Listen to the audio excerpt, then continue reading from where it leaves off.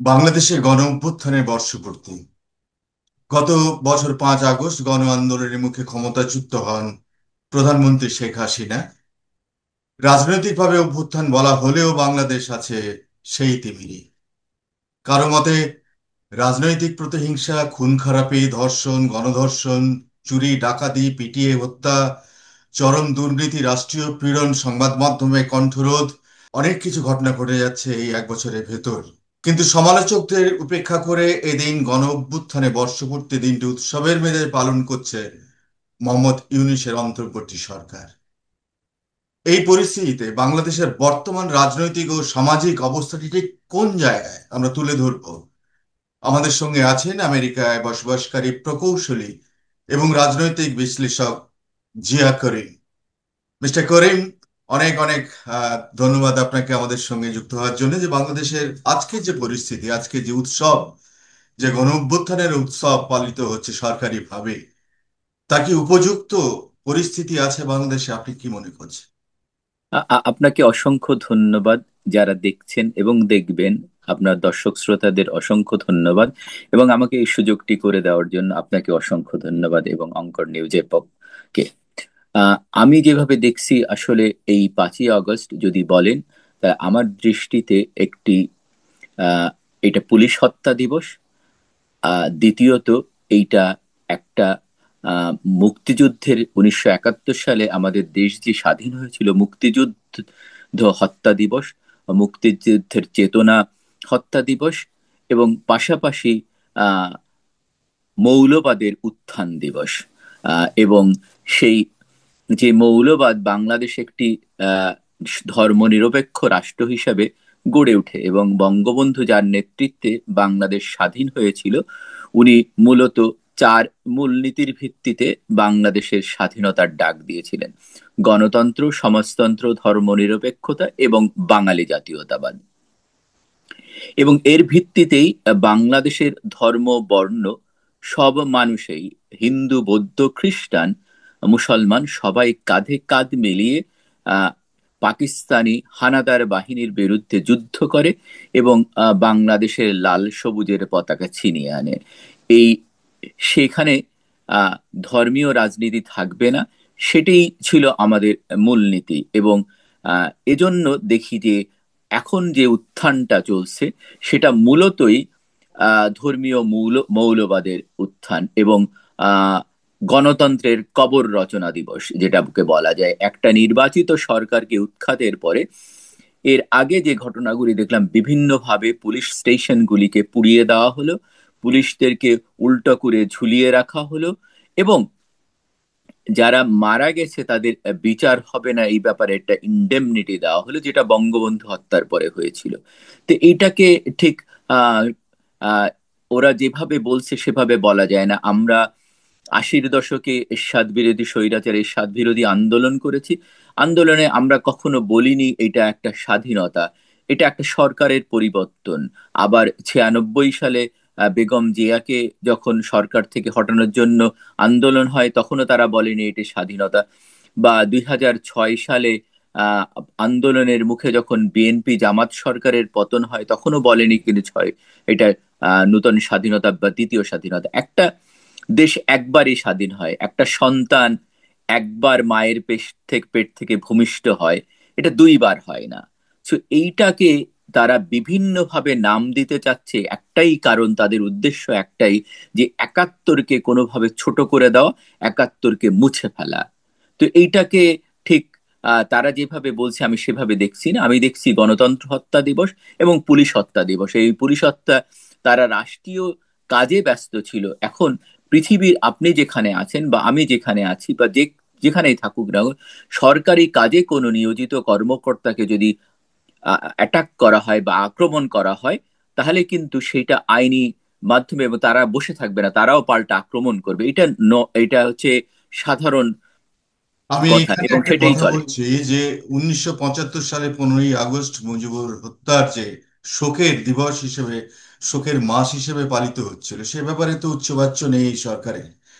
ফলে ইতিহাস কে বদলে দেওয়ার কি একটা প্রবণতা দেখা যাচ্ছে এই সরকারের, এবং হ্যাঁ, তা কেন? সেইটা আর এটা ইতিহাস পাল্টে দেওয়ার একটা প্রবণতা ডেফিনেটলি আছে। কারণ হচ্ছে আপনি যদি দেখেন গত বছর তারা যে স্লোগানগুলি ইউজ করেছিল সেটা বঙ্গবন্ধুর স্লোগান ছিল। তারা বলেছিল যে বঙ্গবন্ধুর বাংলায় বৈষম্যের ঠাঁই নেই। কিন্তু এই 5 তারিখের পরে আমরা যে ঘটনাগুলি দেখলাম, তারা স্লোগান দিতে শুরু করলো, মুজিববাদের কবর দিতে হবে, জিয়াবাদের কবর দিতে হবে, বঙ্গবন্ধুর বাড়িকে বুলডোজার, যেখান থেকে আমাদের মুক্তিযুদ্ধের সূতিকাঘর বলা হয়, সেই বঙ্গবন্ধুর বাড়ি প্রথমে পুড়িয়ে দেওয়া হলো, তারপরে বুলডোজার এনে ভেঙে দেওয়া হলো। অথবা 52-র ভাষা আন্দোলন, পৃথিবীতে একটাই জাতি বোধহয় তার ভাষার জন্য জীবন দিয়েছে, এটা বাঙালি জাতি। এই বাঙালি জাতির সূতিকাঘর ছিল ওসমান আলীর বাড়ি। আম, সেই বাড়িতে বঙ্গবন্ধু থেকেছেন, সেই বাড়িটা ভেঙে দেওয়া হলো। মুক্তিযুদ্ধ জাদুঘর পুড়িয়ে দেওয়া হলো। তো বিভিন্ন ভাবে তারা, এবং তারা যে ন্যারেটিভ গুলি এখন দিচ্ছে যে দ্বিতীয় স্বাধীনতা, যেটা আমি বলছিলাম যে স্বাধীনতা একবারই হয়, স্বাধীনতা দুইবার হয় না। বঙ্গবন্ধু আমাদের একটা স্বাধীনতা তো একদিনে আসেনি, 52-র ভাষা আন্দোলন দিয়ে আমাদের শুরু হয়েছিল। বাঙালিরা জানতো যে পাকিস্তানের সঙ্গে আমাদের কখনোই মিলবে না তাদের ভাষা। আপনার সঙ্গে আমার যে কথা বা এটা একজনের সঙ্গে আরেকজনের সৌহার্দ্যপূর্ণ সম্পর্ক হয় তার ভাষা এবং সংস্কৃতির জন্য। এটা হচ্ছে মূল কারণ। এখন পাকিস্তানিদের ভাষা এক না, সংস্কৃতিও এক না। আমরা যারা বাংলা ভাষাভাষী, আমাদের সংস্কৃতি এক, ভাষা এক, আমাদের ঐক্য হতে পারে, কিন্তু অন্য জায়গা হয় না। তো এই 52-র ভাষা আন্দোলনের পরে তারপরে আসে 54-র যুক্তফ্রন্টের নির্বাচন, সেখানেও বাঙালিরা জয়লাভ করে। এরপরে 62-র শিক্ষানীতি, 66-র আন্দোলন, 6 দফা আন্দোলন, 69-এর গণ অভ্যুত্থান, 70-এ যখন নির্বাচন দেয় তখন অনেকেই, যারা ওরা এখন যেটা বলছে ভাষা নিয়ে কথা বলে, ভাষা নিয়ে, কিন্তু আপনি যদি দেখেন যে 70-এর নির্বাচনে কিন্তু ভাষা নিয়ে অংশগ্রহণ করেননি। উনি উনি ভালো নেতা ছিলেন, উনি আমাকে আমি শ্রদ্ধা করি। 70-এর নির্বাচন উনি প্রত্যাখ্যান করেন, এবং উনি করাচিতে মার্চ মাসে একটা বক্তব্যে বলেছিলেন পৃথিবীর কোনো শক্তি নেই যেটা দুই পাকিস্তানকে আলাদা করতে পারে। আবার একই সময় উনি শ্রীমতী ইন্দিরা গান্ধীকে, প্রধানমন্ত্রী, ভারতের প্রধানমন্ত্রী ইন্দিরা গান্ধীকে একটি চিঠি লিখেছিলেন, যেখানে উনি বলেছিলেন, যেহেতু উনি আসাম প্রভিন্স থেকে এসেছেন, ওখানে ওনার রাজনৈতিক আহ, জীবন শুরু, ওখানে উনি একটি জায়গা চেয়েছিলেন যে আমি আমার জীবনের বাকি সময়টুকু ওখানে কাটিয়ে দিব। তো এখন বিভিন্নভাবে বঙ্গবন্ধুকে ছোট করার জন্য বা স্বাধীনতাকে মুছে ফেলার জন্য এইটা মৌলবাদীদের একটা চক্রান্ত। আপনি যদি দেখেন যে আহ, গত আহ, সরকারের সময় এই জামাতের বা ওরা নিবন্ধন হারায়, তখন ওরা এবি পার্টি নামে একটি পার্টি ফর্ম করে, যেটাকে বলা হয় যেটাকে বলা হয় জামাত ইসলামীর বি টিম।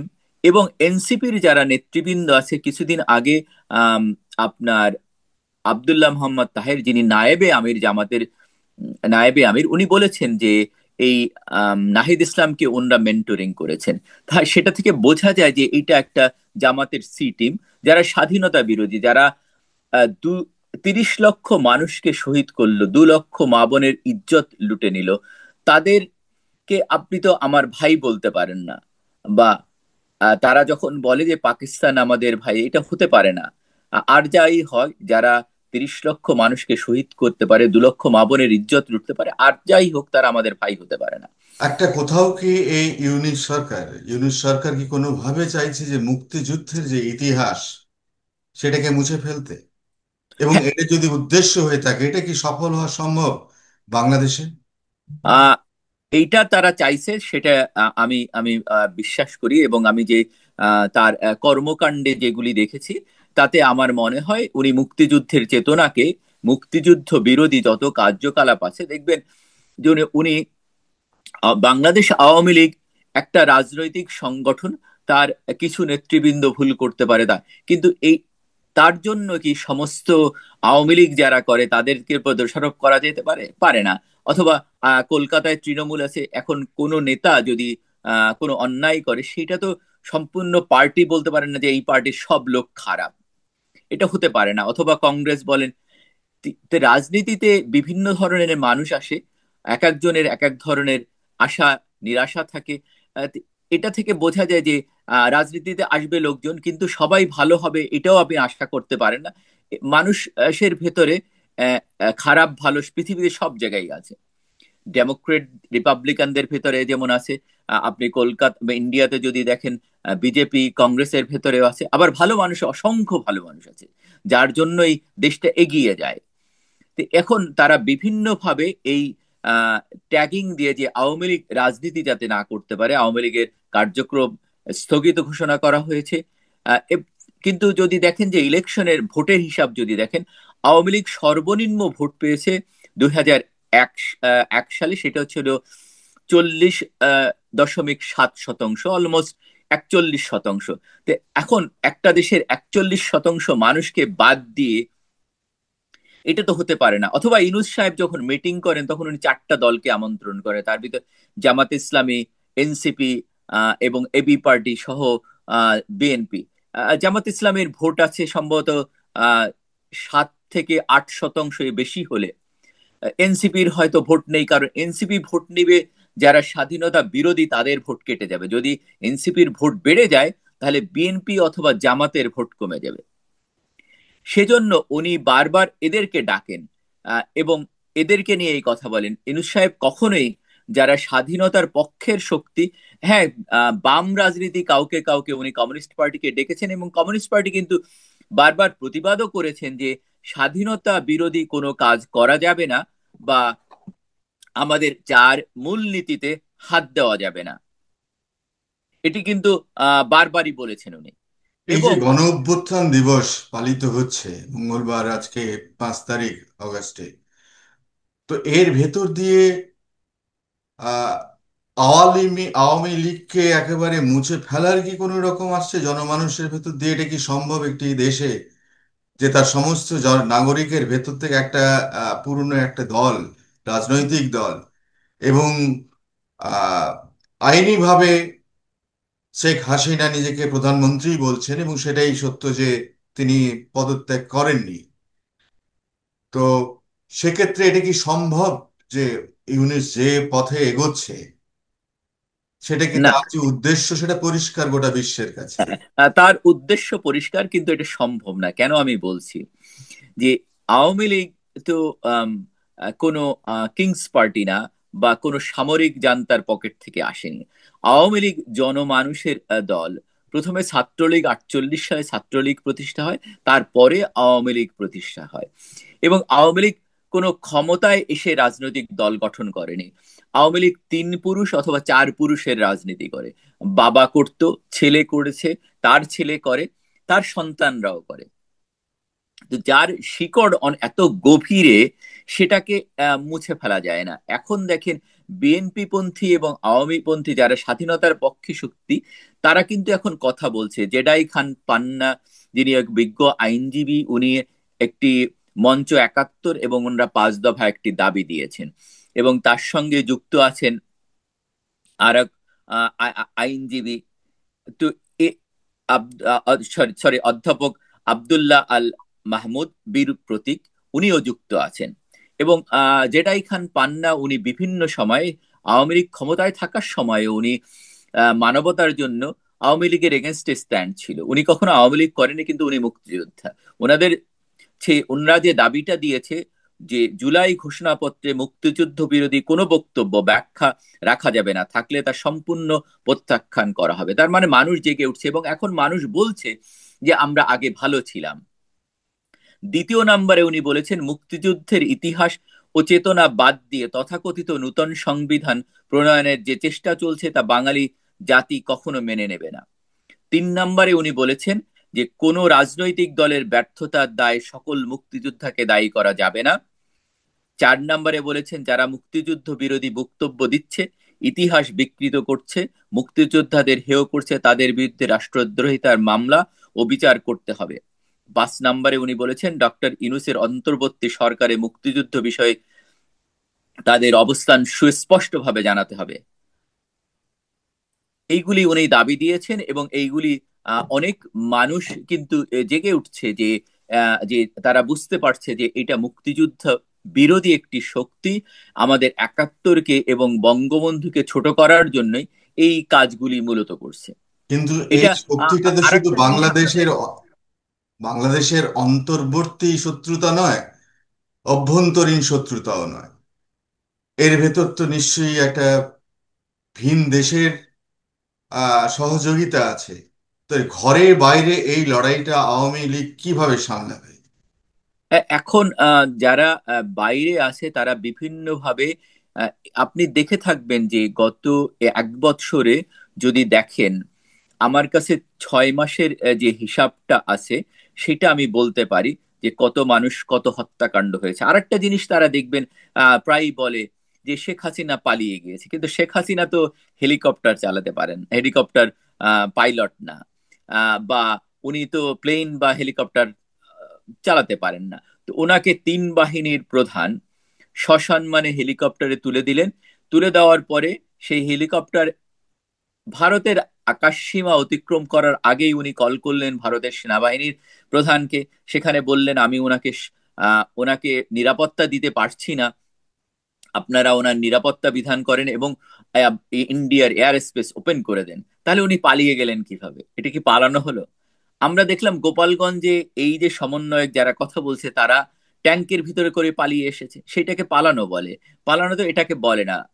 এবং তারা বলেছে শেখ হাসিনা পদত্যাগ করেছে, কিন্তু এইটা তো এখন পর্যন্ত দেখাতে পারেনি যে শেখ হাসিনা পদত্যাগপত্র দিয়েছে। বিভিন্নভাবে যদি দেখেন যে আহ, মানুষ, মুক্তিযোদ্ধাদের গায়ে জুতার মালা দেওয়া হচ্ছে। কয়েকদিন আগে এক বিচারপতি যিনি একটা রায় দিয়েছিলেন, তাকে একটা হত্যা মামলায় গ্রেপ্তার করা হয়েছে, অথচ উনি উনি কোনো এই ব্যাপারে কোনো জড়িত না। বিভিন্নভাবে তারা হত্যা মামলা দিচ্ছে যাতে এটা গ্রেপ্তার করা যায়। এবং অন্তর্বর্তী সরকার আজকে অভ্যুত্থান দিবস করছে এবং আওয়ামী লীগ ডাক ডাক দিয়েছে গণহত্যা দিবস। আমি এটার সঙ্গে একমত।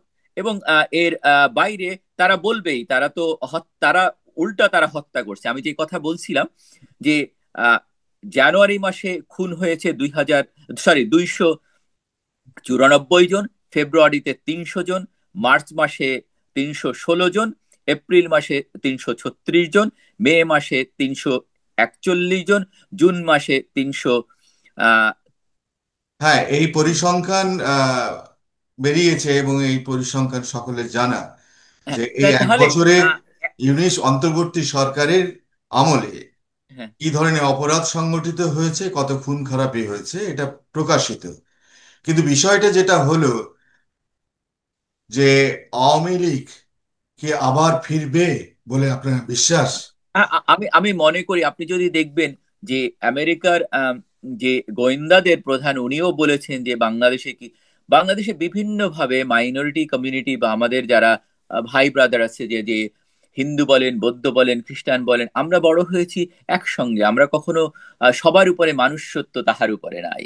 গণ আরেকটা জিনিস অভ্যুত্থানের যে, যে কথা বলা হচ্ছে, এক বছর যে পরিসংখ্যান বলে তাতে বাংলাদেশের অবস্থা আরো বেশি অবনতি হয়েছে। জি, তো এইভাবে যদি চলতে থাকে আরো অবনতি হবে। এর থেকে বাংলাদেশের সাধারণ নাগরিকদের পরিত্রাণের উপায় কি, কিভাবে সম্ভব আপনার মনে আ- করেন? আ- আমি আশা করি মানুষ সবাই রাস্তায় নেমে আসবে। একটা পর্যায়ে দেখবেন বাংলাদেশ প্রথম যদি গত বছরের আগামী অগাস্ট বছর মাস, ভোট। হ্যাঁ, গত বছর অগাস্ট সেপ্টেম্বরের কথা চিন্তা করেন, কোনো মানুষ কিন্তু আওয়ামী লীগের কথা বলেনি। কিন্তু এখন যদি যান, প্রচুর মানুষ আওয়ামী লীগ মিছিল করে, বিভিন্ন জায়গায় প্রতিবাদ গড়ে গড়ে তুলে। সুতরাং আওয়ামী লীগ ফিরে আসবে। কিন্তু আপনি তো কিন্তু এটাও মানবেন যে আওয়ামী লীগের বহু নেতা বা প্রভাবশালী ব্যক্তিদের বিরুদ্ধে অনেক ক্ষোভ ছিল বাংলাদেশের নাগরিকদের। কিছু মানুষ অন্যায় করেছে, আমি আমি একটা জিনিস বারবার বলি, যারা অপরাধী তাদেরকে বিচার করা হোক, কিন্তু যারা নিরপরাধ, যারা কোনো আম, কিছুর সঙ্গে যুক্ত ছিল না, তাদেরকে কেন হত্যা মামলা দেওয়া হবে? এইটা অন্যায়। আপনি দেখেন সাংবাদিকরা যাতে কথা না বলতে পারে, বাংলাদেশে অনেক সাংবাদিক এখনো জেলে, 1 বছর ধরে তাদের বিরুদ্ধে আপনি একজন সাংবাদিক, আপনি আপনার বিশ্লেষণ, আপনি যেটা দেখেন সেটা বিশ্লেষণ করে আপনি লেখা লেখেন, কিন্তু আপনি তো খুনি হতে পারেন না আপনার লেখার জন্য।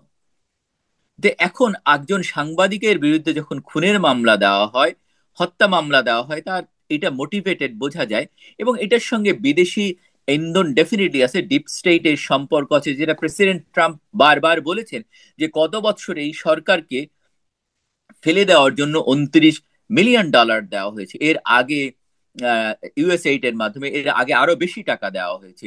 এবং আপনি যদি দেখে থাকবেন যে বাংলাদেশে যেটা আহ, প্রধানমন্ত্রী শেখ হাসিনা উনি বারবার বলেছিলেন যে আহ, আপনার এই যেটা সেন্ট মার্টিন দ্বীপ নিয়ে, এই সেন্ট মার্টিন দ্বীপের এখন মানুষ যেতে পারে না, মানুষ বুঝতে পারছে, যার জন্য কথা এখন একানো বলছে আপনার চট্টগ্রাম বন্দর বাংলাদেশের লাভজনক প্রতিষ্ঠান, সেটাকে ছেড়ে দেওয়া হচ্ছে, একটা করিডোর দেওয়ার ব্যবস্থা করা হচ্ছে। এবং আহ, আরাকান আর্মি হঠাৎ করে বাংলাদেশের সীমান্তের 10 কিলোমিটারের ভিতরে এসে তারা ড্যান্স করেছে। তো এইগুলো বিদেশি ষড়যন্ত্র আছে। আপনি আপনার মনে থাকার কথা তখন যে আহ, রা- রাষ্ট্রদূত ছিলেন যুক্তরাষ্ট্রের পিটার হাস, উনি হঠাৎ করে চাকরি ছেড়ে দিয়ে একটা একটা অয়েল কোম্পানিতে এক্সিকিউটিভ হয়ে গেলেন। কারণ এই যে যে ইন্ডিয়ান ওশন যেটা, আহ, সেখানে অনেক ন্যাচারাল রিসোর্স আছে, সেটার প্রতি অনেকের আকর্ষণ আছে। এবং আহ, যে জিওগ্রাফিক্যাল অনুযায়ী ইন চায়নার যে আগ্রাসন, চায়নাটাকে রুখতে গেলে ওখানে কোনো কারোর দরকার, তার ঘাঁটি বা কোনো কিছু দরকার, এটিও একটা ব্যাপার। এবং বিভিন্নভাবে আপনি যদি দেখেন, 71-এ কিন্তু যুক্তরাষ্ট্র বাংলাদেশকে সমর্থন দেয়নি, কিন্তু বাংলাদেশ আমেরিকার জনগণ সমর্থন ছিল। আপনি মনে থাকার কথা, জর্জ হ্যারিসন এবং একটা কনসার্ট করেছিল ফর বাংলাদেশ। এর বাইরে যখন নেভাল শিপ এই অ্যানাপোলিস থেকে যাবে, আহ, যাচ্ছিল, তখন এইখানকার লোকাল, ম্যারিল্যান্ডের লোকাল লোকজন তারা ডিঙ্গি নৌকা দিয়ে চারিদিকে পাহারা দেয়, বলছে না, মারতে হলে আমাদেরকে মেরে যেতে হবে। তো এইখানকার জনগণকে যদি বোঝানো যায়, এবং আমরা কিছু সেনেটর কংগ্রেসম্যানের সঙ্গেও কথা বলেছি, এবং মানুষ কথা বলছে, কিন্তু এখন অনেকেই এইগুলি সব জানানো হচ্ছে যে আপনার তুলসী গেবার্ট যখন ইন্ডিয়াতে গেল, উনিও বলেছেন যে যে কি হচ্ছে, বিশেষ করে হিন্দু, বৌদ্ধ, খ্রিস্টান, আহ ক্যাথলিকদের পরে কি আক্রমণ হচ্ছে সেটাও বলেছেন। আহমেদী কমিউনিটির পরে হামলা হয়েছে, এগুলিও এসছে, এগুলি মানুষের এগুলি এখন তুলে ধরা হচ্ছে। এবং কিছুদিন আগে দেখবেন একটি মন্দির ভেঙে দেওয়া হয়েছে। আহ, এবং ওরা বিভিন্ন ভাবে এই যে একটা এই ন্যারেটিভ যে তৈরি করে। সংখ্যালঘুদের উপর নির্যাতন এ নিয়ে ট্রাম্পও বলেছেন, তিনি জি, অখুশির কথা বলেছেন। তো বিষয় অনেক, এটা কথা বলতে গেলে অনেক সময় দরকার, কিন্তু আমাদের জি, কাছে তো জি, সময় খুব অল্প। আমি শেষে একটি প্রশ্ন করব, জি। যে এই যে পরিস্থিতি চলছে, এর থেকে ফিরে আসার ভোটই কি একমাত্র উপায়, নাকি এটার সময় সাপেক্ষ ব্যাপার?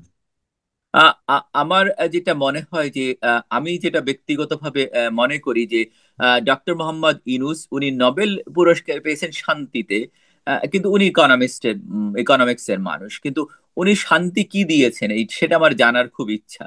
ওনার ব্যক্তিগত অর্জন, এই 1 বছরে যে দেখবেন যে অনেক কিছু উনি বাংলাদেশ থেকে লুটে নিয়েছেন। সিম্পল একটা উদাহরণ দিয়ে, উনি ওনার 666 কোটি টাকা মওকুফ করেছেন, নেক্সট 5 ইয়ার্স উনি ট্যাক্স দিবেন না। এর বাইরে গ্রামীণের যে আহ, সরকারের অংশ ছিল 25%, সেইটা নামিয়ে 10%-এ এনেছেন। এবং গ্রামীণের যে ইভালুয়েশন, সেটাই বলে গ্রামীণের যে ইভালুয়েশন $7.4 বিলিয়ন। তার মানে এইটার 15%-এ হয় হচ্ছে $1.12 বিলিয়ন, তার মানে 16,000 কোটি টাকা এটা লুটে নিয়ে নিলেন উনি। এটা তো জনগণ এখন জানতে পারছে, বুঝতে পারছে। তো আমার যেটা মনে হয় যে উনি নির্বাচন দিবেন না। উনি ওনার কোনো অবস্থায় নির্বাচন দিবেন না। উনি যখন 73 বছর বয়স, তখনও উনি ওনার পদ ছাড়তে চাননি, সেটা হচ্ছে মূলত দ্বন্দ্ব। উনি নির্বাচন দিবেন না, এবং স্বাধীনতার পক্ষের শক্তিগুলি এক হবে এবং আন্দোলন করবে, ওনাকে টেনে হিচড়ে নামাবে, এবং আওয়ামী লীগ আবার ফিরে আসবে, এবং মানে এবং বাংলাদেশে প্রকৃত একটি গণ নির্বাচন হবে। অভ্যুত্থানের আশায়, প্রকৃত গণ অভ্যুত্থানের অপেক্ষায় বাংলাদেশ। জি, অনেক অনেক ধন্যবাদ জিয়া করিম সাহেব।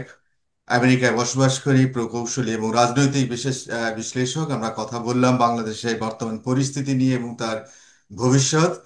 আমরা আবার আসবো বাংলাদেশের এই ধরনের যে পরিস্থিতি চলছে সেই নিয়ে চুলচেরা আমরা হিসেব করব। আজকের মতো নমস্কার।